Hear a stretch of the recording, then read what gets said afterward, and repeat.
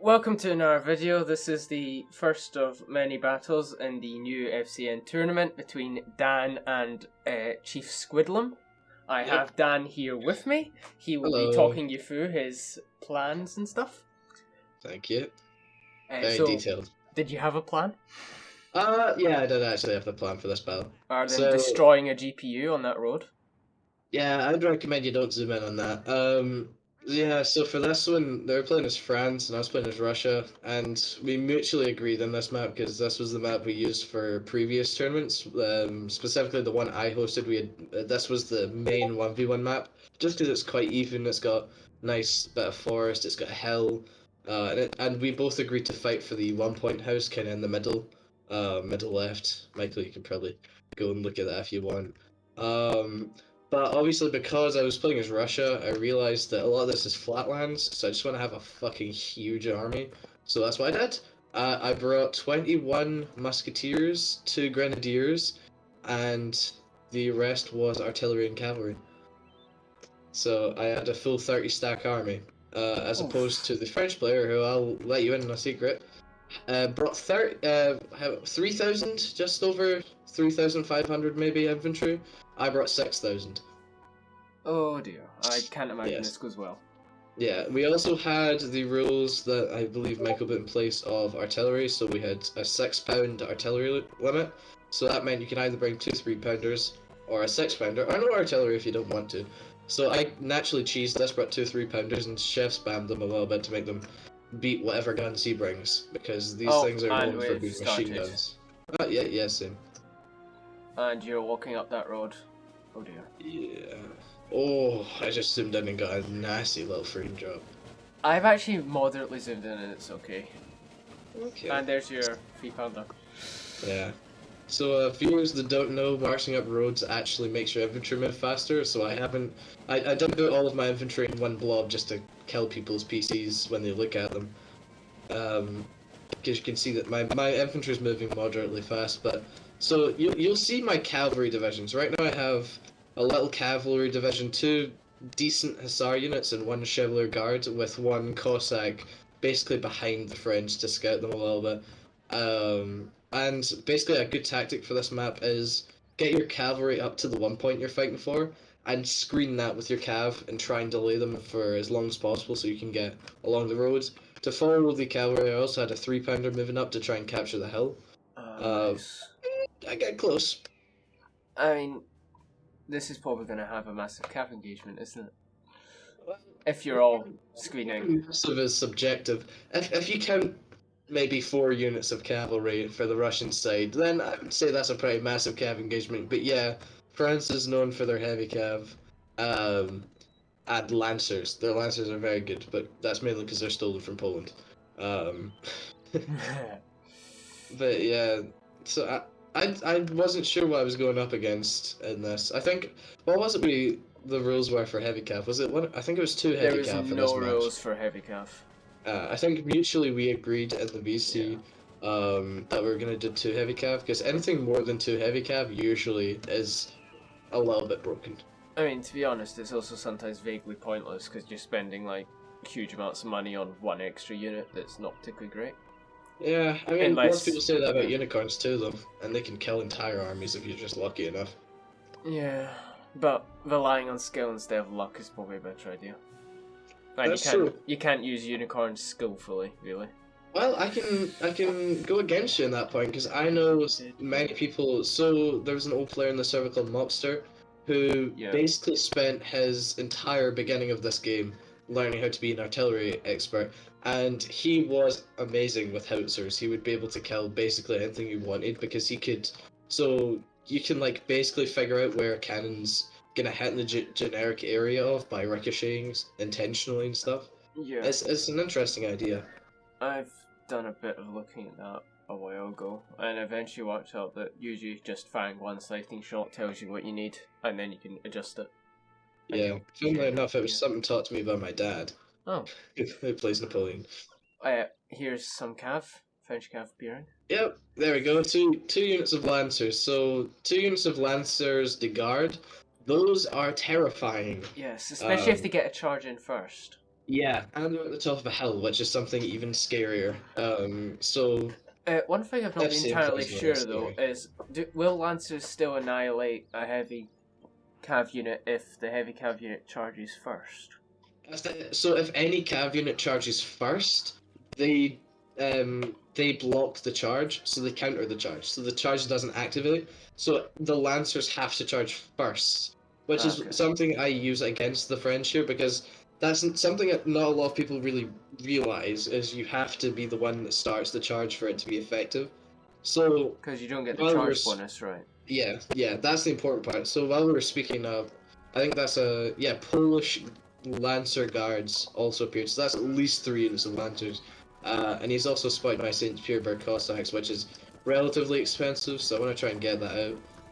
Yeah. Which I'm going to do with a little bit of maneuver. So yeah, shaping up already to be a pretty interesting game. Don't know where the French army is. I've just seen 3 units of cavalry and that's it. Yeah.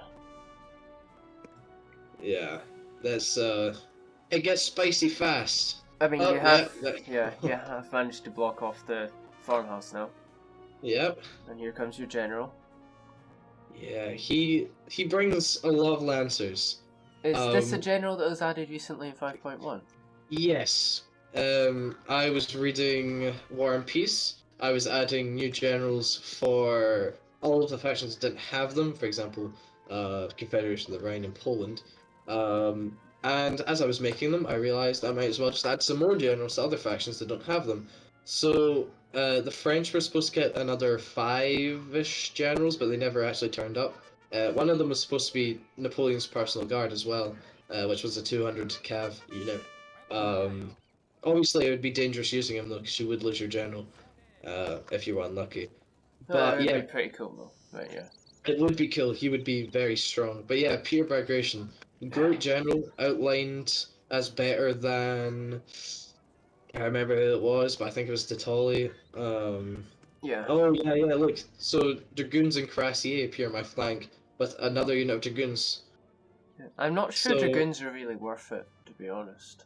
they are not super worth it. They're a good medium cav, so they're a good alternative. It's just he got. Are you going in for? Yeah, you're walking your Chevalier Guard towards them now. You're about to do some horrible stuff. I was trying to scare him, and then I saw a unit of lancers appear, and then I saw another unit of lancers appear. So what he's got hidden right now in front of my 2 cav is 5 cav.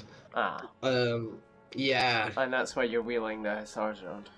Yeah. So I had 2 units of hussars and 1 Chevalier Guard against one heavy cav, 2 medium cav, and 3 lancers. There. Also, your micro on the road is amusing because you're literally not on the road. Yeah, I was focusing on the cav engagement quite a lot more. Yeah, the dragoons are just getting annihilated here, and you've instantly lost a unit. So I actually killed the Lancers de Garde by charging them with my Pavlograd Hussars instead. Your Life Guard Hussars got annihilated as well. Oh, yep. And right now you see the Chevalier Guard fighting Lancers, Dragoons, and a Cuirassier unit. I think they are quite literally 3v1ing. I think if the Chevalier Guard survive the initial charge by Lancer, they will annihilate the enemy. Yeah, they are very good heavy cav units. So right now they're surrounded. And I'm also losing the cavalry engagement with the Lancer de Garde at the top. However, the Pavlograd somehow with 26 men survive. So now I actually outnumber the French, strangely. And that's gonna absolutely, ouch. Yeah. The Cossacks just charging straight to Dragoons. So about 7-8 units of cavalry against my 4 ended with a Russian victory, which is very costly for the French. Because you don't want to be losing your cavalry. And then you went for his general and unfortunately they broke, Yeah, so we were speaking about this afterwards, and we basically realized that one of the reasons why I did so well in this cavalry engagement was he didn't know about inspiring. And rallying, I assume? Yeah, I think he did rally, but he didn't inspire. Okay. So I inspired the Chevalier Guard, which is why they were able to 3v1 so effectively. Because they completely won that. They've lost a lot of men, but they won that. and they were able to wipe out whatever French cavalry was left. I mean, 'cause they Napoleon had was actually at no the cav. back there. Oh, He is very nearly dead. Yeah, he does try and cycle charge me with his general, which is a little bit dangerous. But yeah, you see drabs of cavalry coming back from my side. So this is probably the most decisive part of the battle, was the French losing the cav engagement. Yeah. Because they had more, they spent far more in cavalry than me.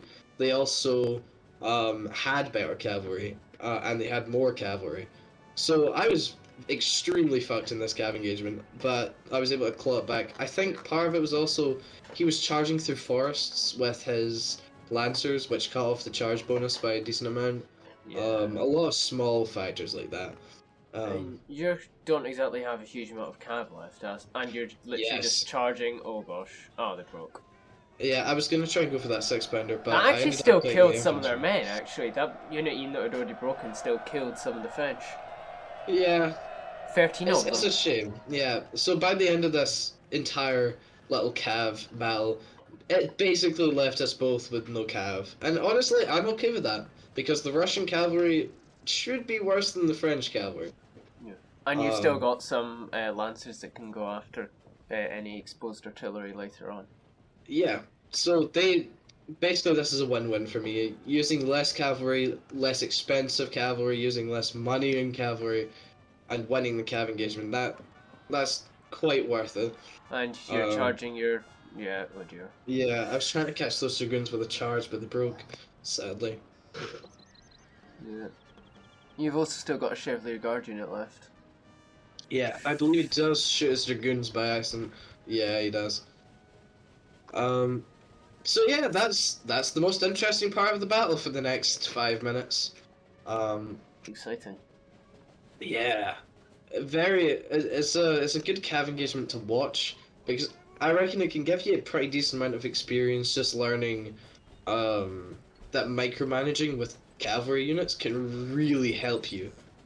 Yeah. Specifically there, because I'm not going to reveal what really happens in the future of this battle, but we both agreed if he had cavalry, he would have had a far better chance in beating me. Yeah. I mean, cavalry is very useful. Yeah.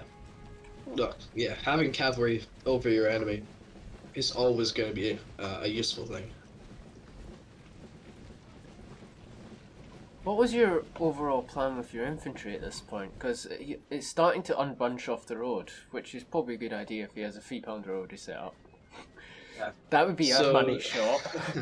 I saw a 6-pounder and I thought I might spread out a little bit, but the other thing was I saw he was basically scrabbling for the hill. Oh yeah, and if he got a good position on the hill, that would have made it a lot harder to attack him. So I basically started trying to. So the forest bit that got 4 divisions, and then the open would get the majority of my army, because that's where it'd be hardest to fight him. Yeah. Obviously, I swapped that around a little bit. Also sharing my elite infantry. I remember seeing his dragoon unit come back, so I swapped over my Chevalier Guard to my artillery to protect it. But yeah, so forest, not somewhere you want to fight with Russia. But I do have my Pavlovsky, which are my only inspiring infantry on either flank, just to make sure my men don't collapse. So yeah, this is basically the part of the battle where everyone's just trying to get to the best position. It looks like the French are getting the best position here. It's just at the cost of their cav. Yeah. Yeah. So they do have a better position than me, and that is down to where they spawned. It's marginally closer, I think. Yeah, it is marginally closer. Also, luckily for them, the forest kind of area is hiding their infantry, which is bad for my infantry here, as you see some divisions start popping out, and he runs them forwards, and they start shooting me. Yeah, that's just unfair. How dare he shoot you? How dare he shoot my Russian infantry? It's always great when you're just getting shot in the flank because you reposition. I hate it so deeply. Also, the small advantage of 3-pounders is I can just hit the I can't remember what it's called, but the button that makes you fire faster, and I'm just absolutely yeah, barrage. I'm trying to. Oh! Did you see the shot in the battalion? The Fusiliers next to his artillery.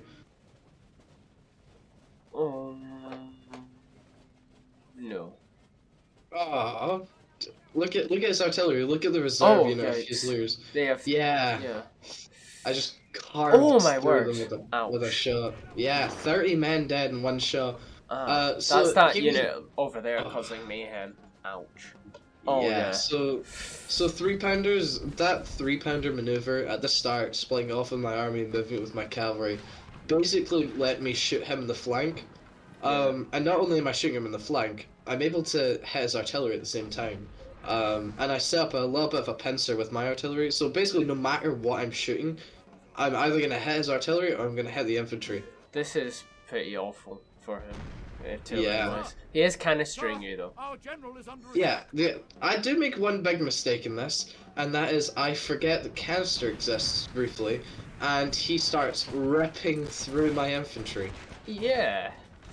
However, at the same time, I am actually ripping through his infantry too, because I'm hitting his front line of Fusiliers, and I'm killing 30 men a shot. Oh gosh, yeah. Ow. Yeah. I do, by the way, for people cringing, I do pull back the front line after I notice one of my units break. It's pretty horrific. It takes them to break before you know. Oh gosh, that's just mentally causing me pain. Yeah. That was causing you pain before. I also get cancer off in his dragoons, and they run away after a little bit. Yeah, so those units on the far right genuinely just appear out of nowhere, and I march like head first into them. Oh yeah, ouch. I There ended are up a pulling couple back- maps that have that.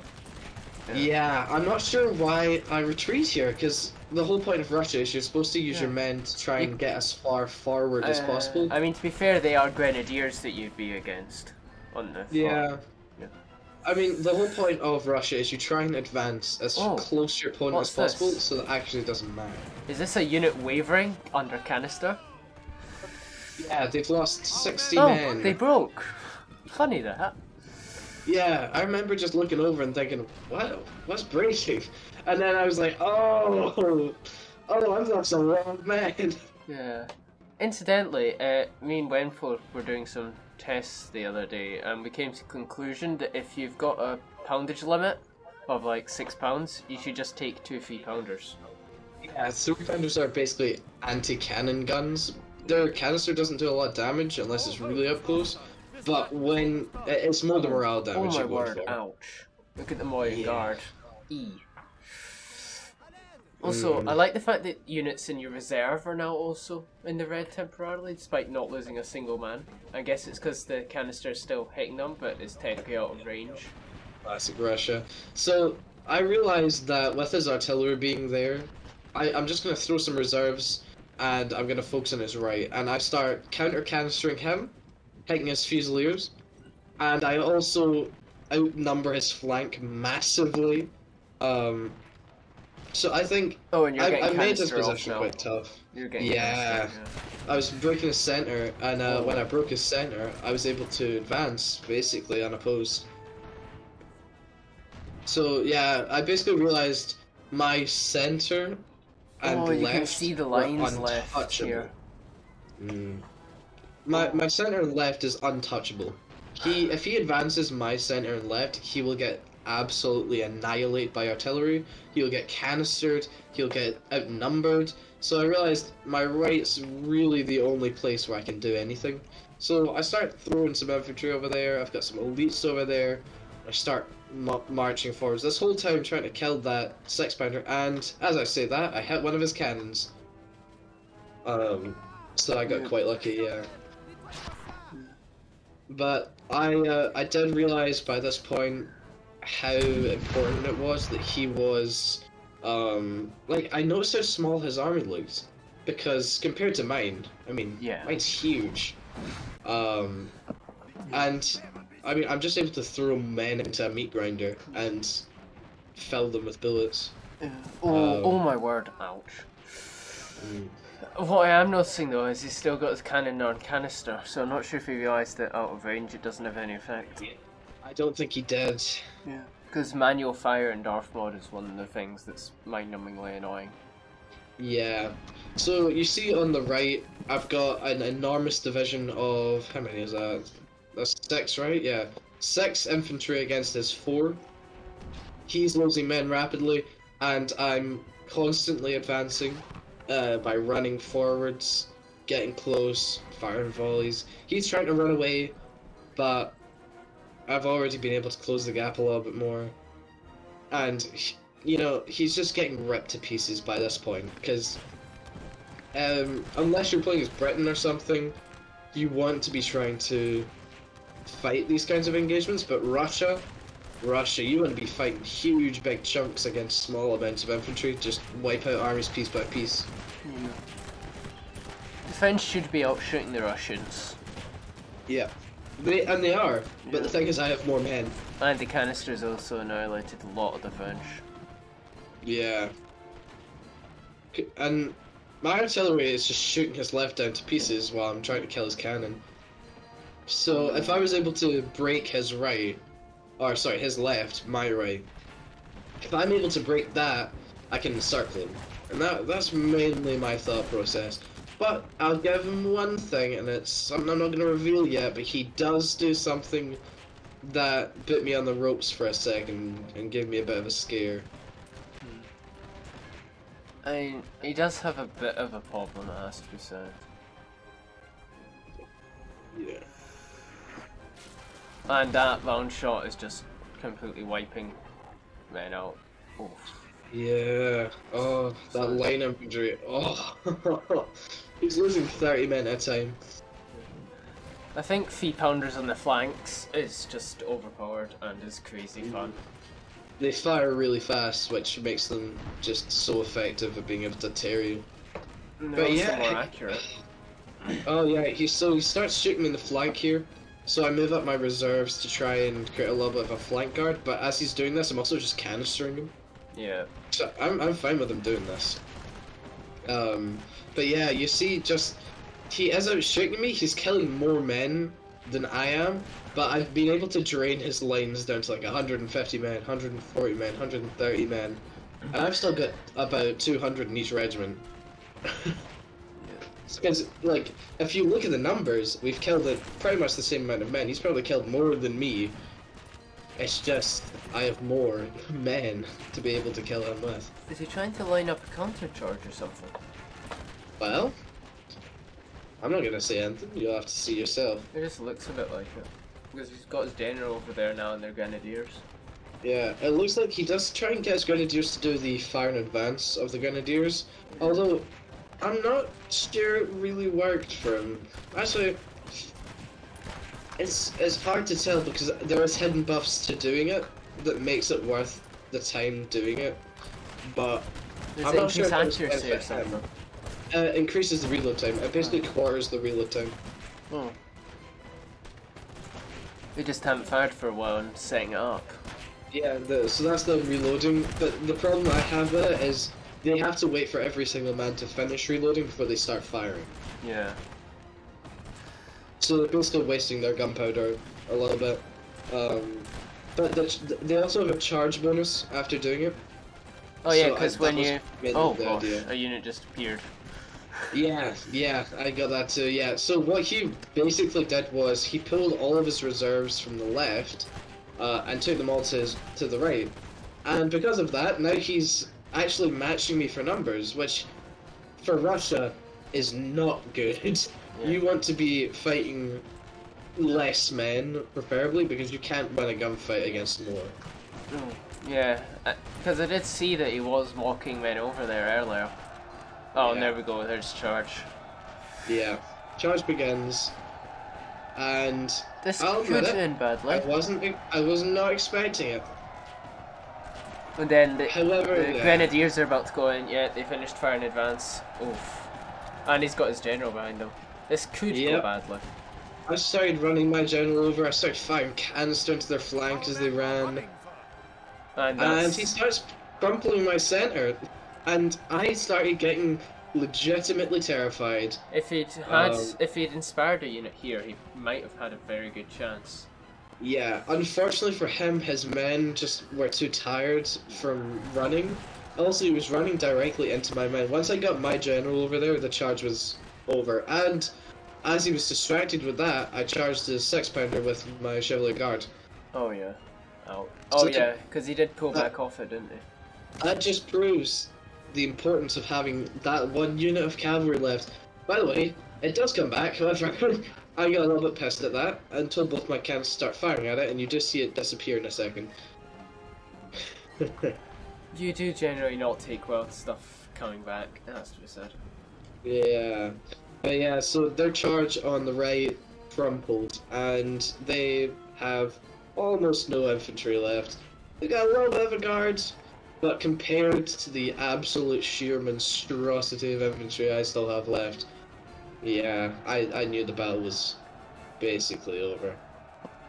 And he starts charging more units in. He sends in the middle guard.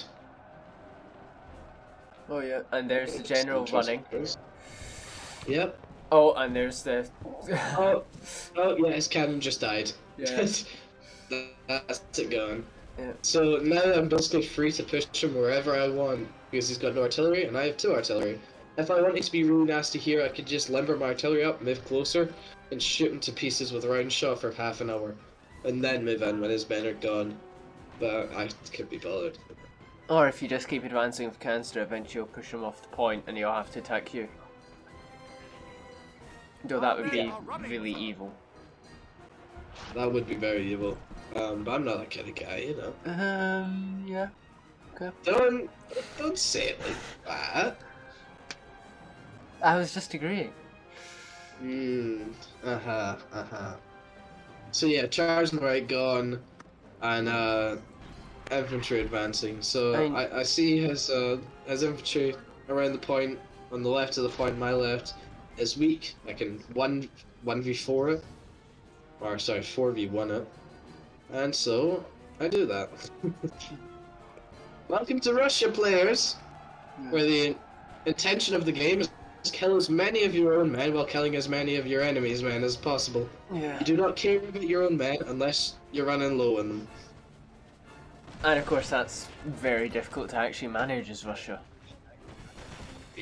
I brought a full 30 units, and only 6 of them were non-infantry units, including my general. I am basically guaranteed to outnumber anyone I'm fighting.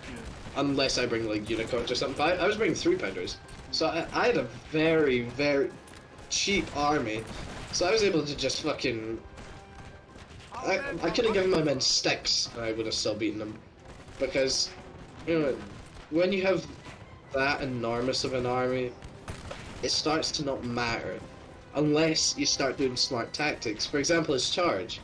If he had heavy cavalry in that charge, he could have threatened my general. You could have charged into my infantry. You could have killed my elite units, you know. Or just stop the square and then just walk the left. heavy cav through it.